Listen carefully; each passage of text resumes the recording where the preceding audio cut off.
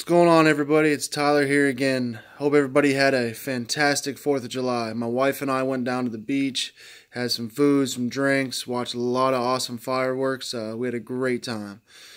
We're in week 4, everybody. We're hitting the home stretch. I've really enjoyed this class so far, and I hope everybody else is having a good time as well. So let's cut to the chase. For today's video, I will be talking about something that's very, very important to me and that I've always been held a place in my heart, and that is the white-tailed deer. It's my favorite animal species. I've been hunting them since I was 7 years old, eating them, processing them all legally and ethically, and it just means a lot to me. So there's one huge way to tell apart a male and a female, or the male, which is called a buck, female, which is called a doe, and that is antlers. The male has antlers on its head, while the doe has nothing. It's just bald up there. Now, the white-tailed deer is everywhere in North America.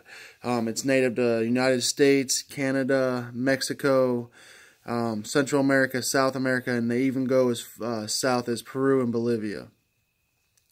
Now, most of the white-tailed deer you're going to find in the United States is going to be east of the Rocky Mountains. Everything out west has been replaced by mule deer and black-tailed deer. Now, there's still white-tailed deer out west, but there's just majority of them are going to be black-tailed deer or mule deer. Now, for white-tailed deer, they're going to be bigger in the colder states, northern states in the United States, and more south you go, obviously they're going to be very, very small, a lot smaller. Just to give you a size comparison, they're highly variable in size. In 1926, there was a 403-pound buck taken in Toft, Minnesota, and that was after his field dress. So walking around at normal weight, it had to have been everywhere in the 470s, 480s. Now, if you go down to Key West, you can find deer as small as a full-grown female that's 55 pounds. Can you imagine a 55-pound deer standing next to a 426-pound deer? It's about the size of one of its legs. So for color, everybody thinks they think of deer, they just think brown. And while they are overall brown, in the spring and summer they are a reddish brown. As for the heat, it helps the heat dissipate. Now in your winter and fall months, they turn into a darkish gray brown color. The average size of a deer, just across the board for a whitetail, average male is going to be 150 pounds. Now, it could be a little bit more, it could be a little bit less, but the average is around 150 pounds.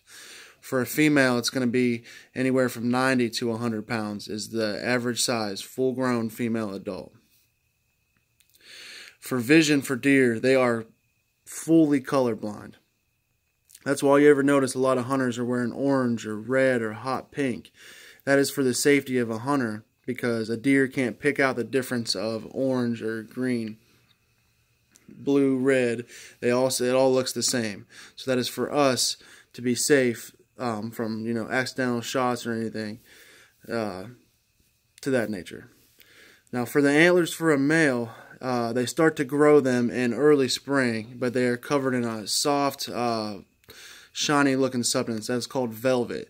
Now, they spend the next month or two rubbing the velvet off their antlers.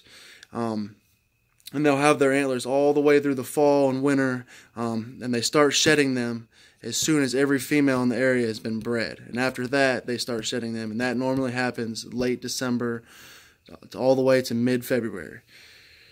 I appreciate everybody watching this video. I know a lot of people don't like hunters, but you got to realize hunters pay for 85% of nature's conservation.